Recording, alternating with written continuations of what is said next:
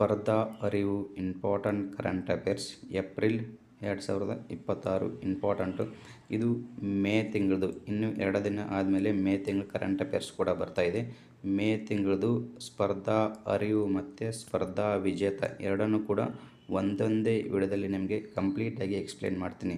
ಸ್ಪರ್ಧಾ ಅರಿವು, ಸ್ಪರ್ಧಾ ವಿಜೇತ ಯಾವ ರೀತಿ ಎಕ್ಸಾಮ್ಗೆ ಸ್ಟಡಿ ಮಾಡಬೇಕು, ನಾನು ಯಾವ ರೀತಿ ಸ್ಟಡಿ ಮಾಡಿದ್ದೆ ನಿಮಗೆ ಅದೇ ರೀತಿಯಾಗಿ ನಾನು ಎಕ್ಸ್ಪ್ಲೇನ್ ಮಾಡ್ತೀನಿ. ಇದರಲ್ಲಿ ನೀವು ಎಲ್ಲ ಪೇಜನ್ನು ಓದುವ ಅವಶ್ಯಕತೆ ಇರಲ್ಲ. ನಮ್ಮ ಎಕ್ಸಾಮ್ಗೆ ಇಂಪಾರ್ಟೆಂಟ್ ಇರುವಂಥದ್ದನ್ನು ಮಾತ್ರ ನಾವು ಸ್ಟಡಿ ಮಾಡಬೇಕು. ಇದರಲ್ಲಿ 100 ಪೇಜ್ ಇರುತ್ತೆ. 100 ಪೇಜು ಓದ್ತಾ ಹೋದರೆ ಆಗಲ್ಲ. ಇಂಪಾರ್ಟೆಂಟ್ ಮಾತ್ರ ಸ್ಟಡಿ ಮಾಡ್ತಾ ಹೋಗ್ಬೇಕು. ನಾನು ಇಂಪಾರ್ಟೆಂಟ್ ನಿಮಗೆ ಮಾರ್ಕ್ ಮಾಡ್ತೀನಿ. ಮಾರ್ಕ್ ಮಾಡಿ PDF ಬೇಕಾದರೆ ಕೂಡ ಅದನ್ನು ಅಪ್ಲೋಡ್ ಮಾಡ್ತೀನಿ.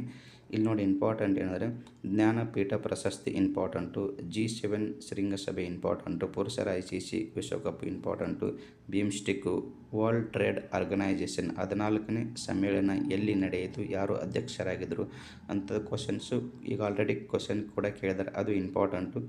ಎಲ್ಲ ನಿಮಗೆ ಇಂಪಾರ್ಟೆಂಟ್. ಇವ ನಮ್ಮವ ಕಾಯ್ದೆ 2026 ಇದು ಇಂಪಾರ್ಟೆಂಟು. ಮೊದಲ ಸಂಪೂರ್ಣ ಸಾಕ್ಷರ ಜಿಲ್ಲೆ ಉಡುಪಿ ಜಿಲ್ಲೆ. ಇದೆಲ್ಲನೂ ಎಕ್ಸಾಮ್ಗೆ ಇಂಪಾರ್ಟೆಂಟ್. ಎಲ್ಲನೂ ಕೂಡ ನಿಮಗೆ ಎಕ್ಸ್ಪ್ಲೇನ್ ಮಾಡ್ತೀನಿ.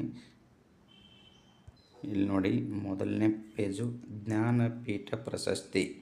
ಇದರಲ್ಲಿ ನಾನು ಮ್ಯಾಗ್ಝಿನನ್ನು ಈ ರೀತಿ ಇಂಪಾರ್ಟೆಂಟ್ ಬಾಕ್ಸ್ ಥರ ಹಾಕಿ ನಿಮಗೆ ತೋರಿಸ್ತಾ ಇದ್ದೀನಿ. ಈ PDF ಏನಾದರೂ ನಿಮಗೆ ಕಂಪ್ಲೀಟಾಗಿ ನೆಕ್ಸ್ಟ್ ಮಂತು ಮೇ ಮಂತ್ದು ಈ ರೀತಿ ನೀವು ನೋಡ್ಬೋದು. ಇಂಪಾರ್ಟೆಂಟ್ ಬಾಕ್ಸನ್ನು ಕೂಡ ಆಗಿರ್ತೀನಿ. ಈ ರೀತಿಯಾಗಿ ನಾವು ಮಾರ್ಕನ್ನು ಮಾಡಿರ್ತೀನಿ. ಇಷ್ಟನ್ನು ನೀವು ಓದ್ಕೊಂಡ್ರೆ ಸಾಕು. ಇದರಲ್ಲಿ ಎಲ್ಲ ಓದ್ತಾ ಕೂತ್ರೆ ಆಗಲ್ಲ. ಎಕ್ಸಾಮ್ಗೆ ಇಂಪಾರ್ಟೆಂಟ್ ಏನಿದೆಯಲ್ಲ ಅದನ್ನು ಮಾತ್ರ ನೀವು ಸ್ಟಡಿ ಮಾಡಬೇಕು.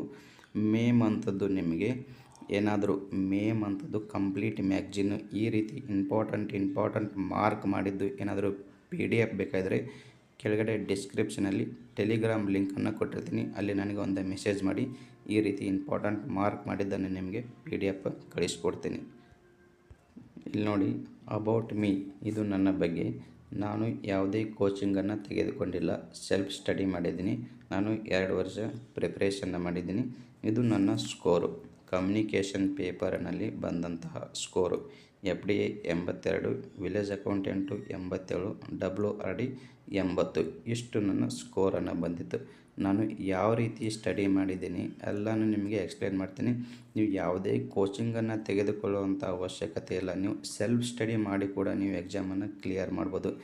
ಯಾವ ರೀತಿ ಸ್ಟಡಿ ಮಾಡಬೇಕು ಅನ್ನೋದು ಅದು ಇಂಪಾರ್ಟೆಂಟು. ನೀವು ಎಲ್ಲರೂ ಓದುವ ರೀತಿಯಲ್ಲಿ ನೀವು ಓದಿದರೆ ಎಕ್ಸಾಮನ್ನು ಕ್ಲಿಯರ್ ಮಾಡೋಕ್ಕಾಗಲ್ಲ.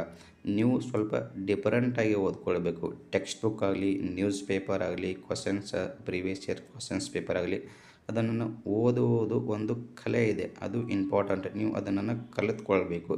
ನಿಮ್ಗೆ ಏನಾದರೂ ಸ್ವಲ್ಪ ಯಾವ ರೀತಿ ಓದಬೇಕು, ಯಾವ ರೀತಿ ಸ್ವಲ್ಪ ಗೈಡ್ಲೈನ್ಸ್ ಏನಾದರೂ ಬೇಕಾಗಿದ್ದರೆ, ಮತ್ತು ನಾನು ಓದಿದಂಥ ನೋಟ್ಸು PDF ಏನಾದರೂ ಬೇಕಾಗಿದ್ದರೆ ಕೆಳಗಡೆ ಡಿಸ್ಕ್ರಿಪ್ಷನಲ್ಲಿ ಟೆಲಿಗ್ರಾಮ್ ಲಿಂಕನ್ನು ಕೊಡ್ತೀನಿ. ಆ ಲಿಂಕಲ್ಲಿ ನನಗೊಂದು ಮೆಸೇಜ್ ಮಾಡಿ. ನಿಮಗೆ ಯಾವ ರೀತಿ ಓದಬೇಕು ಮತ್ತು ನಾನು ಓದಿದಂಥ PDF ಕೂಡ ನಿಮಗೆ ಬೇಕಾದರೆ ಕಳಿಸ್ಕೊಡ್ತೀನಿ. ಸ್ವಲ್ಪ ಗೈಡ್ ಕೂಡ ಮಾಡ್ತೀನಿ ಯಾವ ರೀತಿ ಓದಬೇಕು ಅಂತ. ಕೆಳಗಡೆ ಡಿಸ್ಕ್ರಿಪ್ಷನ್ ಇರುವಂಥ ಟೆಲಿಗ್ರಾಮ್ ಲಿಂಕಲ್ಲಿ ನನಗೆ ಮೆಸೇಜ್ ಮಾಡಿ, ನಿಮಗೆ ಗೈಡು ಮಾಡ್ತೀನಿ. ಇಂಪಾರ್ಟೆಂಟ್. ಇಲ್ಲಿ ನೋಡಿ, ಮೊದಲನೇದು ಇಂಪಾರ್ಟೆಂಟ್ ಏನಂದರೆ 60ನೇ ಜ್ಞಾನಪೀಠ ಪ್ರಶಸ್ತಿ ಯಾರಿಗೆ ಸಿಕ್ಕಿದೆ ಅಂತ ಕ್ವಶನ್ಸು ಡೈರೆಕ್ಟಾಗಿ ಕೇಳ್ತಾರೆ. GK ಪೇಪರಲ್ಲಿ ಕೂಡ ಕೇಳ್ತಾರೆ ಮತ್ತು ಕಮ್ಯುನಿಕೇಷನ್ ಪೇಪರ್, ಕನ್ನಡ ಪೇಪರ್ ಇದೆಲ್ಲ ಅಲ್ಲಿ ಕೂಡ ಕ್ವಶನ್ಸು ಕೇಳ್ತಾರೆ. ಜ್ಞಾನಪೀಠ ಪ್ರಶಸ್ತಿ 2025 R ವೈರಮುತ್ತು ಅವರಿಗೆ ಸಿಕ್ಕಿದೆ. ಎಷ್ಟು? 60ನೇ ಜ್ಞಾನಪೀಠ ಪ್ರಶಸ್ತಿ ಯಾರಿಗೆ ಸಿಕ್ಕಿದೆ? R ವೈರಮುತ್ತು ಅವರು. ಇವರು ಪ್ರಸಿದ್ಧ ತಮಿಳು ಕವಿ. ಇದು ನಿಮಗೆ ನೆನಪಿರಲಿ. ಇವರು ಪ್ರಸಿದ್ಧ ತಮಿಳು ಕವಿ, ಗೀತ ರಚನೆಕಾರ ಮತ್ತು ಬರಹಗಾರರಾದ R ವೈರಮುತ್ತು ಅವರು 2025ನೇ ಸಾಲಿನ 60ನೇ ಜ್ಞಾನಪೀಠ ಪ್ರಶಸ್ತಿಗೆ ಆಯ್ಕೆಯಾಗಿದ್ದಾರೆ. ಎಷ್ಟು ಇಂಪಾರ್ಟೆಂಟ್ ನಾನು ಈ ರೀತಿ ಮಾರ್ಕ್ ಮತ್ತು ಬಾಕ್ಸ್ ಹಾಕಿ ನಿಮಗೆ ಎಕ್ಸ್ಪ್ಲೇನ್ ಮಾಡ್ತಾ ಇರ್ತೀನಿ. ನೆಕ್ಸ್ಟ್ ಇಲ್ಲಿ ನೋಡಿ, ಭಾರತೀಯ ಜ್ಞಾನಪೀಠ ಟ್ರಸ್ಟ್ ಈ ಪ್ರತಿಷ್ಠಿತ ಪ್ರಶಸ್ತಿಯ ಪ್ರಾಯೋಜಿತ ಸಂಸ್ಥೆಯಾಗಿದೆ. ಈ ಸಂಸ್ಥೆಯನ್ನು 1944ರಲ್ಲಿ ಸಾಹು ಶಾಂತಿ ಪ್ರಸಾದ್ ಜೈನ್ ಅವರು ಸ್ಥಾಪಿಸಿದರು. ಇಷ್ಟು ಇಂಪಾರ್ಟೆಂಟು. ನೆಕ್ಸ್ಟ್ ಇಲ್ಲಿ ಪಾಯಿಂಟ್ ಕೆಳಗಡೆ ಬನ್ನಿ. ಪ್ರತಿ ವರ್ಷ ಈ ಪ್ರಶಸ್ತಿಯನ್ನು ನೀಡುತ್ತಾರೆ. ಇದು ಇಂಪಾರ್ಟೆಂಟ್. ಏನಂದರೆ ಹೇಳಿಕೆಯೇ ಕ್ವಶನ್ಸ್ಗಳು ಕೇಳಿದಾಗ ಈ ರೀತಿ ಕ್ವಶನ್ಸನ್ನು ಕೇಳಿದ್ದಾರೆ. ಪ್ರತಿ ವರ್ಷ ಈ ಪ್ರಶಸ್ತಿಯನ್ನು ನೀಡುತ್ತಾರೆ. ಅಂದರೆ 2 ವರ್ಷಕ್ಕೊಮ್ಮೆ ನೀಡುತ್ತಾರೆ, 3 ವರ್ಷಕ್ಕೊಮ್ಮೆ ನೀಡುತ್ತಾರೆ, 4 ವರ್ಷಕ್ಕೊಮ್ಮೆ ನೀಡುತ್ತಾರೆ. ಈ ಥರ ರೀತಿಯಾದಂಥ ಕ್ವಶನ್ಸ್ ಕೇಳ್ತಾರೆ. ನೀವು ನೆನಪಿಡಬೇಕು, ಜ್ಞಾನಪೀಠ ಪ್ರಶಸ್ತಿಯನ್ನು ಪ್ರತಿ ವರ್ಷ ಈ ಪ್ರಶಸ್ತಿಯನ್ನು ನೀಡುತ್ತಾರೆ. ಇದು ನಿಮಗೆ ನೆನಪಿರಲಿ. ಹೇಳಿಕೆಯ ರೂಪದಲ್ಲಿ ಈ ರೀತಿಯಾದಂಥ ಕ್ವಶನ್ಸನ್ನು ಕೇಳ್ತಾರೆ. ಇಲ್ಲಿದು ಪಾಯಿಂಟ್. 1961ರಲ್ಲಿ ಸ್ಥಾಪಿಸಲಾಯಿತು. ಮೊದಲ ಪ್ರಶಸ್ತಿಯನ್ನು 1965ರಲ್ಲಿ ಮಲಯಾಳಂ ಲೇಖಕ ಜಿ. ಶಂಕರ್ ಕುರೂಪ್ ಇವರಿಗೆ ನೀಡಲಾಯಿತು. ಇವರ ಕೃತಿ ಯಾವುದು? ಓಡಕ್ಕುಳಲ್ ಈ ಕೃತಿಗೆ ಅವರಿಗೆ ನೀಡಲಾಯಿತು. ಮೊದಲು ಮಹಿಳೆ ಆಶಾ ಪೂರ್ಣದೇವಿ 1976ರಲ್ಲಿ ಬಂಗಾಳ ಸಾಹಿತಿ. ಇವರು ಇಸ್ವಿ ಇಂಪಾರ್ಟೆಂಟ್ ಅಲ್ಲ. ಮೊದಲು ಜ್ಞಾನಪೀಠ ಪ್ರಶಸ್ತಿ ಪಡೆದಂಥ ಮೊದಲ ಮಹಿಳೆ ಯಾರು ಅಂತ ಕೇಳಿದರೆ ಆಶಾ ಪೂರ್ಣದೇವಿ. ಇಷ್ಟು ಇಂಪಾರ್ಟೆಂಟು. ನೆಕ್ಸ್ಟು, ಜ್ಞಾನಪೀಠ ಪ್ರಶಸ್ತಿಯನ್ನು ಭಾರತೀಯ ನಾಗರಿಕರಿಗೆ ಮಾತ್ರ ನೀಡಲಾಗುತ್ತದೆ. ಇದು ಮೋಸ್ಟ್ ಇಂಪಾರ್ಟೆಂಟು. ಜ್ಞಾನಪೀಠ ಪ್ರಶಸ್ತಿಯನ್ನು ಭಾರತೀಯ ನಾಗರಿಕರಿಗೆ ಮಾತ್ರ ನೀಡಲಾಗುತ್ತದೆ. ಇಂಪಾರ್ಟೆಂಟು.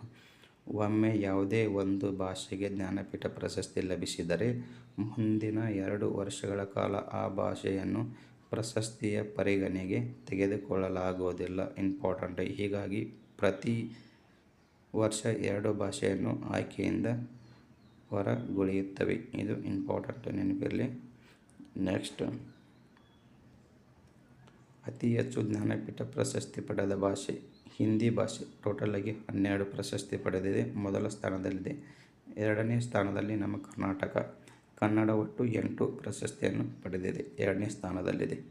ಇಷ್ಟು ನಿಮಗೆ ಫಸ್ಟು, ಸೆಕೆಂಡು ನೆನಪಿರಲಿ. ಇಲ್ಲಿ ಇನ್ನೊಂದು ಪಾಯಿಂಟು.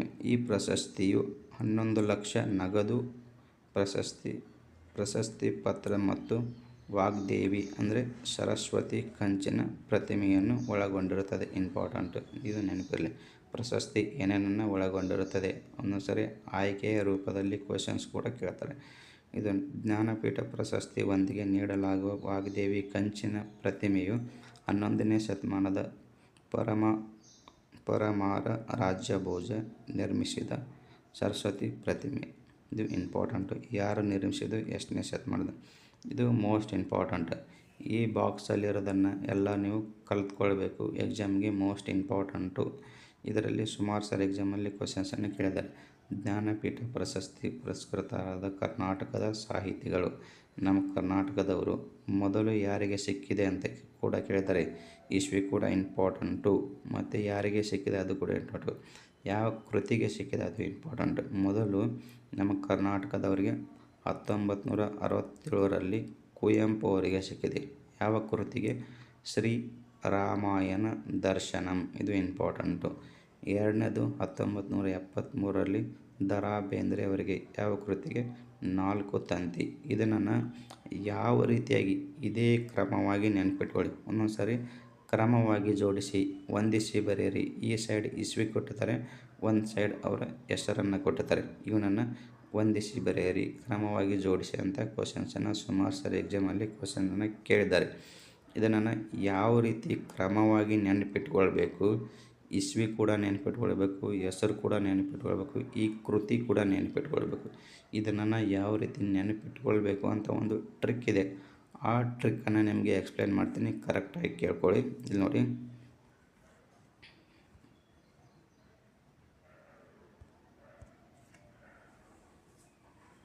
ನೋಡಿ, ಈ ಹೆಸರು ಯಾವ ರೀತಿಯಾಗಿ ನೆನಪಿಟ್ಕೊಳ್ಬೇಕು? ಇದೇ ರೀತಿಯಾಗಿ ಅಂದರೆ ಕುದಿಸಿದ ಮಾವಿನಕಾಯಿ ಚಟ್ನಿ. ಕುದಿಸಿದ ಮಾವಿನಕಾಯಿ ಚಟ್ನಿ. ಇದನ್ನು ನೆನಪಿಟ್ಕೊಂಡ್ರೆ ಈ ಎಲ್ಲ ಹೆಸರು ನೆನಪು ಉಳಿತದೆ. ಇಲ್ಲಿ ನೋಡಿ, ಕು ಅಂದರೆ ಕುವೆಂಪು, ದ ಅಂದರೆ ದ ರಾ ಬೇಂದ್ರೆ, ಶಿ ಅಂದರೆ ಇಲ್ಲೊಂಥರ ನಿಮಗೆ ಬರೋದು ತೋರಿಸ್ತೀನಿ, ಒಂದು ಸೆಕೆಂಡ್. ಇಲ್ಲಿ ನೋಡಿ ಒಂದ್ಸರಿ, ಇಲ್ಲಿ ರಫಾಗಿ ಬರೆದೇನೆ, ಬೇಕಾದ್ರೆ ನೆಕ್ಸ್ಟ್ ಕ್ಲಾಸಲ್ಲಿ ನಿಮಗೆ ಕ್ಲೀನಾಗಿ ಬರೋದು ತೋರಿಸ್ತೀನಿ. ಇಲ್ಲಿ ನೋಡಿ, ಕುದಿಸಿದ ಮಾವಿನಕಾಯಿ ಚಟ್ನಿ ಅಂತ ಬರೆದೇನೆ. ಕು ಅಂದರೆ ಕುವೆಂಪು, ದ ಅಂದರೆ ದ ರಾ ಬೇಂದ್ರೆ, ಶಿ ಅಂದರೆ ಶಿವರಾಮ್ ಕಾರಂತ್, ಮತ್ತು ಇಲ್ಲಿ ದ ಬರಲ್ಲ. ಇಲ್ಲಿ ಮ ಅಂದರೆ ಮಾಸ್ತಿ ವೆಂಕಟೇಶ್ ಅಯ್ಯಂಗಾರ, ವಿ ಅಂದರೆ ವಿಕ್ರು ಗೋಕಾಕ್, ಇಲ್ಲಿ ನ ಬರಲ್ಲ.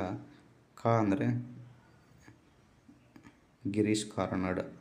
ಮತ್ತು ಇಲ್ಲಿ ಈ ಬರಲ್ಲ ಚೆ ಅಂದರೆ ಚಂದ್ರಶೇಖರ್ ಕಂಬಾರ್. ಇದು ಕುದಿಸಿದ ಮಾವಿನಕಾಯಿ ಚಟ್ನಿಯಿಂದ ನೆನಪಿಟ್ಕೊಂಡ್ರೆ ಇದೆಲ್ಲ ಹೆಸರು ಆರ್ಡರಲ್ಲಿ ಕೂಡ ನಿಮಗೆ ನೆನಪಿಡುತ್ತೆ. ಎಷ್ಟು ಇಂಪಾರ್ಟೆಂಟ್ ಬೇಕಾದ್ರೆ ನಿಮಗೆ ಇವಾಗ ಇಲ್ಲಿ ಕ್ಲೀನಾಗಿ ಅರ್ಥ ಆಗಿಲ್ಲ ಅಂದರೆ ಒಂದು ಕೆಳಗಡೆ ಕಮೆಂಟ್ ಮಾಡಿ, ಕ್ಲೀನಾಗಿ ನೆಕ್ಸ್ಟ್ ಕ್ಲಾಸಲ್ಲಿ ನಿಮಗೆ ಕ್ಲೀನಾಗಿ ನೆಟ್ಟಿಗೆ ಬರೆದೇ ತೋರಿಸ್ತೀನಿ. ಇಂಪಾರ್ಟೆಂಟು. ನೆಕ್ಸ್ಟ್ ಇಲ್ಲಿ ಇದು ಅವರ ಕೃತಿ ಕೂಡ ನೆನಪಿಟ್ಕೋಬೇಕು. ಏನಂದರೆ ರಾಮನ 4 ಕನಸು ಚಿಕ್ಕ ಭಾರತ. ಎಷ್ಟು ನೆನಪಿಟ್ಕೊಂಡ್ರೆ ಇದೆಲ್ಲ ನೆನಪು. ರಾಮನ 4 ಕನಸು ಚಿಕ್ಕ ಭಾರತ ಇದನ್ನು ಕೂಡ ನಿಮಗೆ ಬರೆದು ತೋರಿಸ್ತೀನಿ. ಇಂಪಾರ್ಟೆಂಟು.